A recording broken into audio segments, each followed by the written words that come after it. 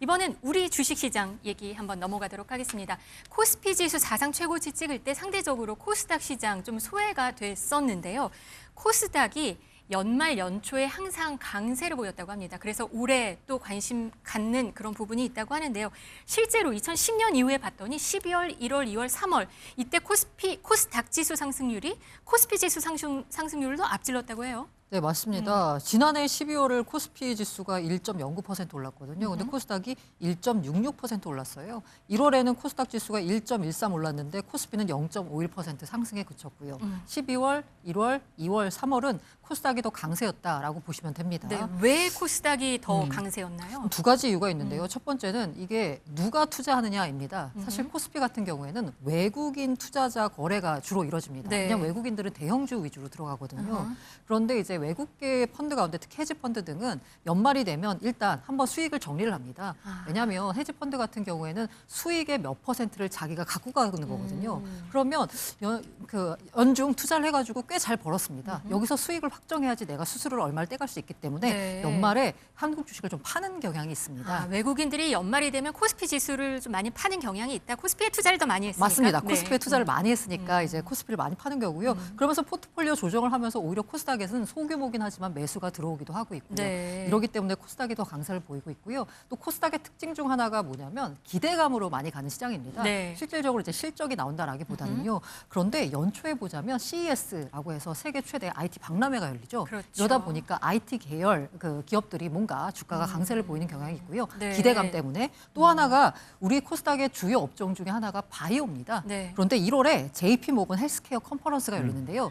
이 컨퍼런스가 또 굉장히 큰 바이오 업계에서 행사예요. 이런 행사를 전후해가지고 또 바이오 업종에 대한 기대감이 나오면서 코스닥에 상장된 주요 바이오 회사들이 오다 보니까 코스닥이 연말 연초에 강세를 보이는 경향이 있습니다. 그러니까 매년 1월이면 글로벌 행사, 큰 행사가 있는 영향도 코스닥 시장에 영향을 미치는 거군요.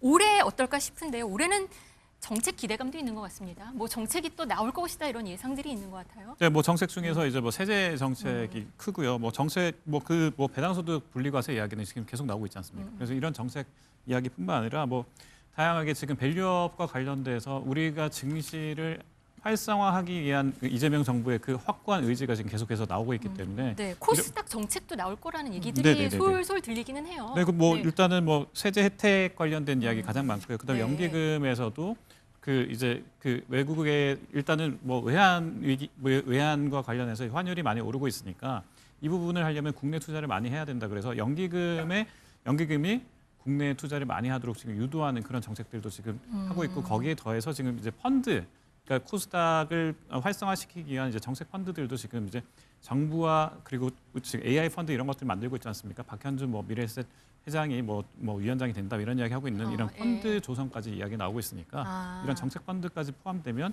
아무래도 활성화가 조금 더 많이 된다 이런 이야기 나오고 있습니다. 봤더니 연기금이 이달 들어서 연기금 자체가 네네. 800억 원을 코스닥에서 순매수를 네네네네. 했다고 해요. 어떤 종목들을 주로 산 건가요? 일단 그러면? 로보티즈라는 회사를 제일 먼저 많이 샀고요. 거기 더해서 뭐 알테오젠이라든지 이런 그 바이오 회사도 많이 샀고요. 뭐 하는 회사들? 바이오 회사? 로봇? 그러니까 로봇 회사, 그러니까 뭐 레인보우 로보틱스, 로보티즈 이런 회사는 로봇 회사고요. 네. 알테오젠 같은 회사는 이제 바이오 회사인데 최근에 좀 많이 떴던 회사이고요.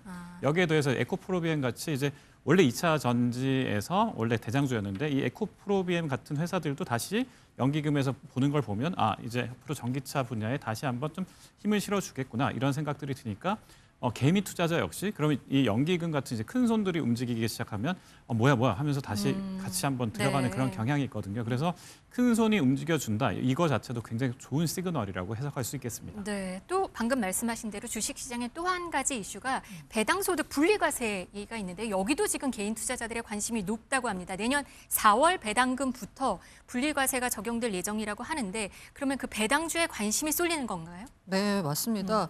사실 그 2천만 원 이상 배당 이자 소득을 받으면 이게 그 배당과 이자 소득에 대해서만 세금을 내는 게 아니고요. 내가 벌고 있는 그 근로소득이라든가 사업소득이 합산을 해버립니다. 네. 원래 벌고 있는 소득에다가 배당 소득을 얹으니까 세금을 과세 표준 많이 자체가 내는군요. 올라가 버리게 되는 거죠. 네네. 이러다 보니까 45% 최고세율을 부담해야 되는데 네. 이거를 분리과세를 해서 배당 소득은 배당 소득에 대해서만 세금을 내도록 만들겠다라고 하는 겁니다. 네. 이 때문에 사실 이렇게 되면은 누가 가장 혜택을 볼까요? 이게 합쳐지는 걸 분리해서 내서 합쳐졌을 때 돈을 많이 벌던 사람들, 그러니까 원래 부자들이 가장 많이 혜택을 보게 됩니다. 때문에 주식시장 활성화를 위해서 배당소득 분리과세 정책을 내놨는데요. 네. 지금 나오는 비판은 이거 부자 감세 아니냐라는 비판이 나오고 있습니다. 네. 그런데 이게 보니까 고배당 상장 주식에 투자해서 받은 배당에 대해서만 분리과세 맞아요. 이거등이 같아요. 이러다 보니까 전체가 아니에요. 그렇죠. 해당 기업을 살펴봤더니 증권사에서 분석해봤더니 상장 주식 가운데 한 12% 정도만 해당된다라고 해서요. 또 일각에서는 너무 배당 기준을 까다롭게 하다 보니까 특정 종목에만 혜택을 주는 거 아니냐라는 비판도 나오고 있는데요.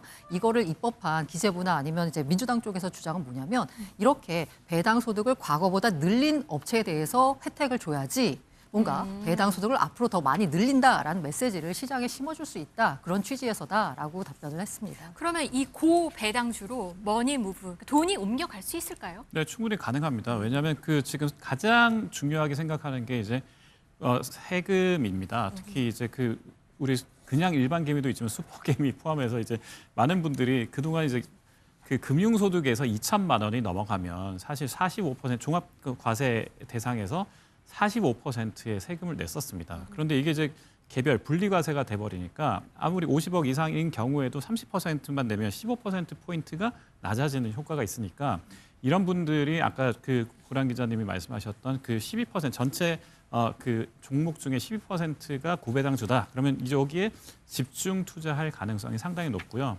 이런 부분들에 계속해서 1년, 2년, 3년 쌓이면 그래도 이 전체 파이가 커지면서 뭐 처음에는 부자 감세 이야기 나올 수 있지만 거래량이 많아지면 전체적으로 놓고 보면 다시 또 그 전체 세금이 늘어날 수 있다. 이렇게 볼 수도 있기 때문에 네. 이거는 3년 후에 뚜껑을 좀 열어봐야 될 것 같습니다. 그 지켜봐야- 아울러서 네. 예, 이제 머니 무브 얘기가 나오는 이유가 뭐냐면 이게 배당 소득 분리과세거든요. 네. 이자 소득은 분리과세가 안 됩니다. 아. 그러니까 이제 그 부자들 입장에서 사실 세금 문제가 굉장히 되게 크리티컬한 부분인데 이자 소득은 지금처럼 금융소득 종합과세에서 원래 근로소득에다 합산을 시켜버립니다.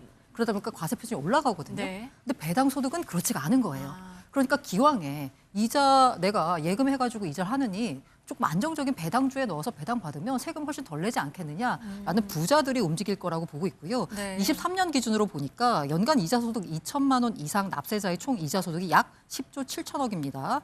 이거 보수적으로 추산해도 한 200조 정도가 되거든요. 이 중에 일부가 절세 혜택을 노리고 배당주 쪽으로 옮겨가게 되면 그야말로 증시 활성화에 도움이 될 수 있다라는 계산이 나오는 거죠. 증시 활성화가 목적인 대책 맞습니다. 정책이었군요. 알겠습니다.